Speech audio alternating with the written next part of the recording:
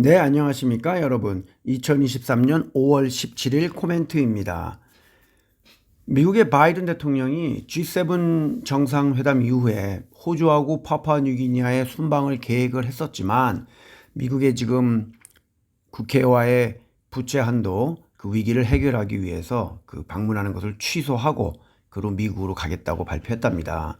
뭐 어차피 해결은 될 겁니다. 해결이 안 될 수가 없고 미국의 부도 이런 거는 생각할 수가 없기 때문에 이러한 거를 자꾸 언론에서 얘기하는 것도 좀 이해가 안 갑니다.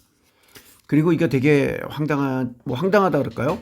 16살에 미국의 유학길에 올라갔고 혼자서 기숙학교에서 생활도 하고 그 뉴저지의 라커스 유니버시티라고 있거든요. 라커스 대학교에서 정착하고 중어중문과를 전공했던 29살의 한국 여성이 있습니다. 근데 이 사람이 나이를 속여가지고 뉴저지주의 뉴브런스윅 고등학교에 입학을 했어요. 그래서 나흘 동안을 학생 행세를 하면서 다닌 것이 밝혀진 거죠.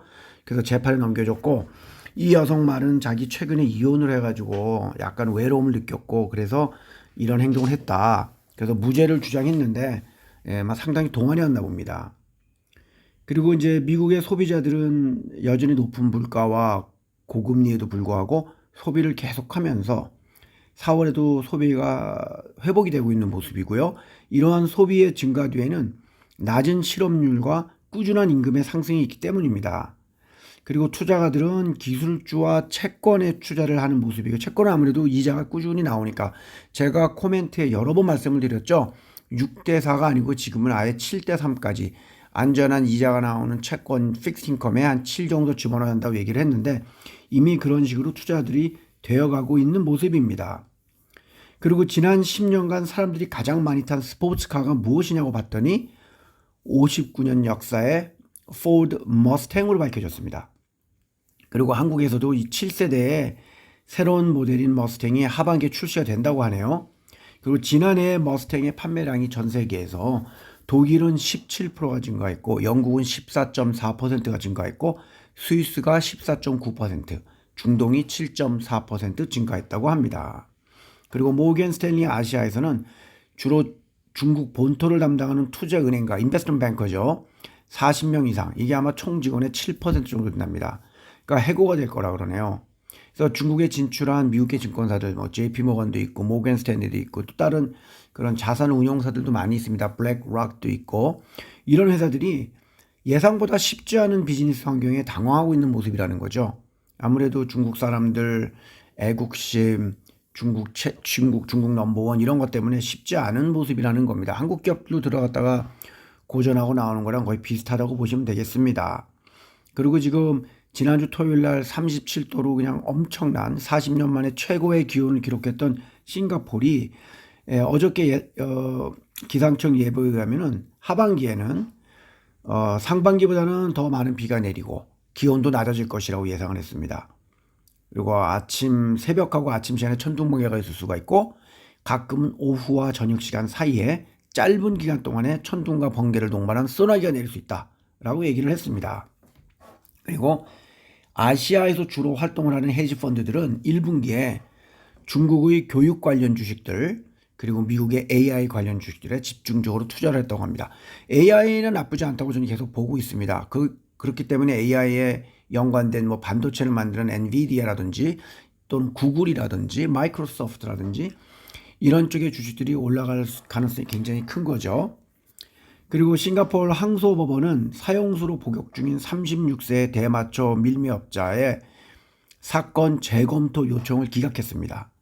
그러니까 이 사람이 2016년에 2월 달 3.5kg의 야채 안에다가 대마를 1.6kg를 가지고 오다 발견된 겁니다. 근데 싱가포르는 헤로인은 0.5온스니까 한 14.2g쯤 되고요. 대마는 1파운드입니다. 그러니까 뭐 0.45kg쯤 되겠나요? 이상 소지하면 사형 선고 대상이거든요. 그 올해도 이미 대마 1kg인가 갖다 밀매가지고서는 2018년에 사형 선고받았던 사람이 유엔이나 전 세계 나라 사람들이 막 인권 어쩌고 하면서 죽이지 말라고 했는데 불구하고 사형을 집행을 했습니다. 작년에도 싱가포르는 총 18명을 마약 관련으로 사형을 시켰습니다. 그런 대마를 태국에서는 지금 현재 합법을 했기 때문에 수많은 마약쟁이들이 태국으로 놀러 간 거죠. 태국에서 좀 해서 자랑하는 뭐 관광객이 늘었다? 늘을 수 있죠. 근데 그게 거의 많은 수가 사실은 대마로 가는 사람도 많다는 거 포함되어 있다는 걸 다시 한번 말씀드리겠습니다. 그리고 홍콩의 집정관은 어제 홍콩의 영주권자이기도 하고 홍콩에 중국에 살고 있는 미국 시민권자가 간첩 혐의에 대한 무기징역 선고를 받았습니다. 월요일 날. 그랬더니 이 사람이 얘기가 홍콩도 국가 내에 숨겨진 국가 안보의 위험에 대한 경계를 유지해야 하기 때문에 이런 사람은 이렇게 무기징역 받아도 된다는 투에 옹호를 한 거죠. 그러면서 또한 홍콩의 공립도서관에서는 천안문 사태에 관련된 책들을 전부 폐기하기 시작했습니다. 제가 누누이 말씀드리지만 이제 홍콩은 중국입니다. 그리고 EU의 이사회에서는 세계 최초로 가상화폐 규제에 대한 포괄적인 규칙을 채택을 했어요. 이미 이 규칙은 EU의 회원국들하고 유럽의회의 승인도 받았습니다. 이렇게 되면 다른 나라들도 안 할 수가 없게 되겠죠. 점점 가상화폐들이 설 자리가 좁아지면서 규제도 받고 통제도 받을 가능성이 커진다고 하겠습니다. 그리고 WHO 세계보건기구는 인공감미료를 체중 감량의 목적으로 사용하는 것을 하지 말라고 하면서 다이어트 코카 같은 것들, 다이어트 콜라죠. 여기에 사용되는 인공감미료가 체중 조절과는 효과가 없다라고 발표를 했습니다. 네, 그래서 오늘은 요 정도 하고 그다음에 제가 사진을 카페에 붙였는데 이 사진은 강물의 색이 초록색인 곳이 있어요. 베트남에. 그래서 거기에 대한 사진과 설명을 올렸으니까 한번 가보시기를 바라겠습니다. 네, 즐거운 수요일 되시기 바랍니다. 감사합니다.